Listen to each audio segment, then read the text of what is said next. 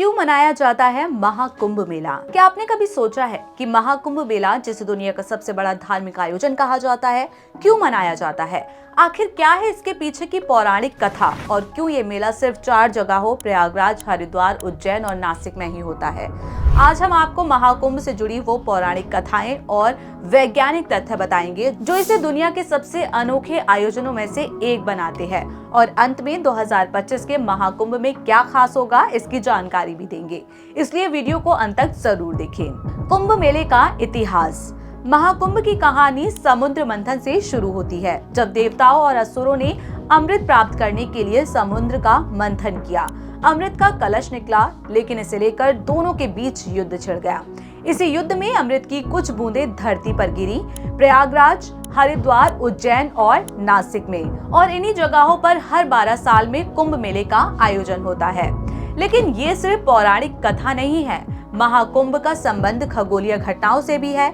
जब बृहस्पति और सूर्य विशेष राशियों में होते हैं, तब इन जगहों पर कुंभ का आयोजन होता है। जब बृहस्पति ग्रह वृश्चिक राशि में हो और इस दौरान सूर्य देव मकर राशि में आते हैं, तो कुंभ मेले का आयोजन प्रयागराज में होता है। इसी तरह जब बृहस्पति कुंभ राशि में हो और इस दौरान सूर्य देव मेष राशि में आए, तो कुंभ का आयोजन हरिद्वार में होता है। सूर्य और बृहस्पति जब सिंह राशि में हो, तब महाकुंभ मेला नासिक में होता है। जब देवगुरु बृहस्पति सिंह राशि में हो और सूर्य मेष राशि में हो, तो कुंभ का मेला उज्जैन में लगता है। महाकुंभ का महत्व। अब सवाल यह है कि महाकुंभ इतना खास क्यों है?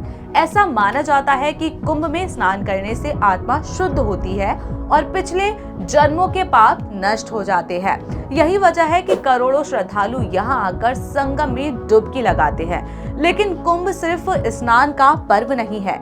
यहाँ संतों का जप तप, नागा साधुओं की अद्भुत दृढ़ता और वैष्णव संतों का त्याग, ये सब देखने का अवसर मिलता है। यही इसे खास बनाता है। 2025 के महाकुंभ में क्या है खास? 2025 के महाकुंभ में ऐसा क्या खास होगा जो इसे यादगार बनाएगा? 40 करोड़ से ज्यादा श्रद्धालुओं के आने की उम्मीद है। नागा और किन्नर सन्यासियों का भजन पूजन, जो पहली बार इतना बड़ा आयोजन होगा। अक्षयवट और लेटे हनुमान के दर्शन आसान बनाए गए हैं। भरद्वाज आश्रम और द्वादश माधव मंदिरों का जीर्णोद्धार, जो आध्यात्मिकता के साथ इतिहास का एहसास कराएंगे। अब सवाल यह है कि 45 दिन चलने वाले इस आयोजन में किस दिन स्नान करना सर्वोत्तम होता है? तो इसका जवाब कोई एक दिन नहीं है। महाकुंभ की शुरुआत पौष पूर्णिमा स्नान के साथ होती है, जो कि 13 जनवरी 2025 को है। वहीं महाशिवरात्रि के दिन यानी कि 26 फरवरी को अंतिम स्नान के साथ कुंभ पर्व का समापन होगा।